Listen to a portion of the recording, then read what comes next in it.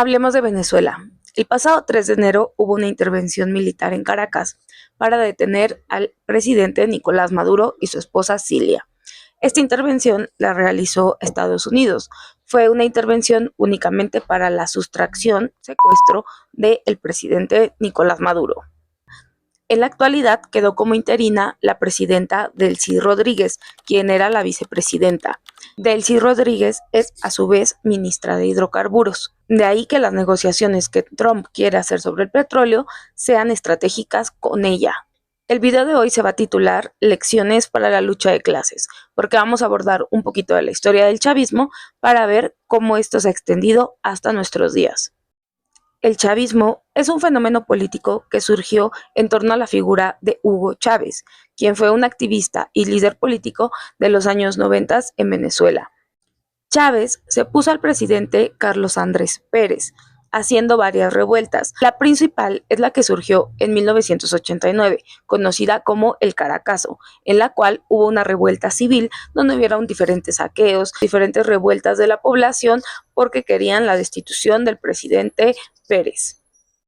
Chávez se consolidó como un líder político apoyado de los grupos sindicales y de los grupos sociales en general, y en 1992 organizó un golpe de Estado contra el presidente, pero este golpe fue descubierto y él fue encarcelado. En 1999 él se lanzó como candidato presidencial, aún encarcelado, y ganó las elecciones. Cuando llegó al poder, él decidió que no eliminaría a la burguesía, sino que su nuevo concepto de socialismo en el siglo XXI tendría nuevas cualidades para reformar al capitalismo y convivir con él. Es por eso que se construyó también la boliburguesía, un término que surgió después para referirse a la burguesía nacionalista que surgió del propio chavismo. Chávez no expropió, sino que pagó indemnizaciones y además su principal ingreso era por la renta en el petróleo. Para esto, Nicolás Maduro era el vicepresidente durante el gobierno de Chávez, quien subió al poder precisamente después de su muerte en 2013. La base de la renta petrolera era la principal fuente de ingresos para el gobierno venezolano, que lo distribuía en programas sociales y supuestos apoyos de vivienda. Seguramente esto a los mexicanos y mexicanas nos suena un poquito, pues sí, así pasó también en Venezuela. La crisis capitalista y la lucha de clases, pues por supuesto, nunca terminó, sino que por el contrario se agudizó. Reformar al capitalismo con el progresismo es un tipo de neoliberalismo 2.0, y el neoliberalismo, junto con la globalización, pues nos lleva a mantener y a sostener una economía capitalista, y con ello sus contradicciones internas. El chavismo y el modelo del progresismo sí frenó el descontento social, porque lo aglutinó, pero todos aquellos actores sindicales y de movimientos sociales en realidad fueron cooptados por el nuevo aparato de Estado progresista.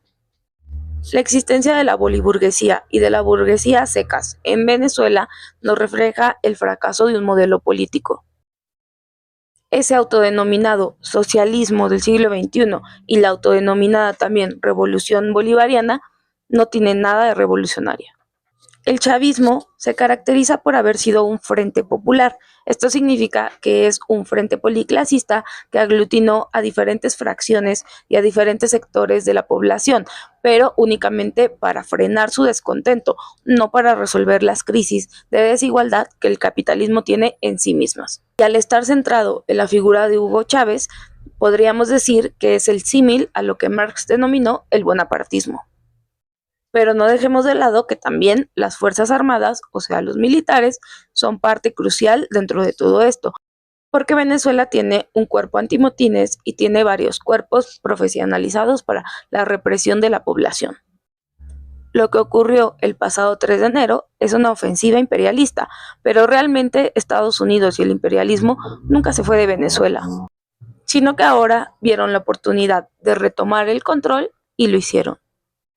Como feminista socialista hay que decir que es muy importante la unidad contra el imperialismo, siempre. Sin embargo, esta unidad no debe de condicionar nuestra independencia de clase, y menos aún apoyar a Maduro o apoyar al chavismo. Estamos hablando de un intervencionismo, aún no de una ocupación, porque se mantiene la vicepresidenta Delcy. Sin embargo, cualquier acción intervencionista es un peligro para la clase proletaria latinoamericana.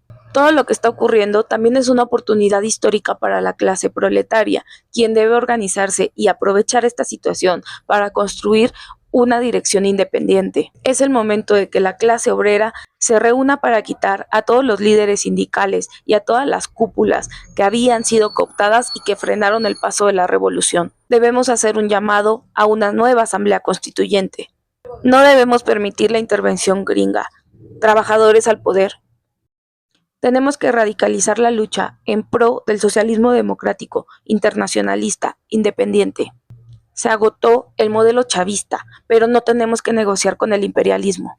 La lección para la lucha de clases es que los progresismos no son una revolución y siempre van a tener un límite dentro del modelo capitalista.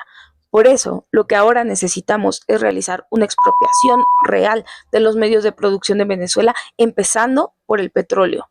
Expropiar las empresas petroleras, obviamente sin indemnización, es un punto clave para evitar cualquier negociación con el imperialismo. Ninguna concesión con transnacionales, aumento salarial urgente y ya. Desaparición del cuerpo antimotines y desarme de los elementos represivos paraestatales.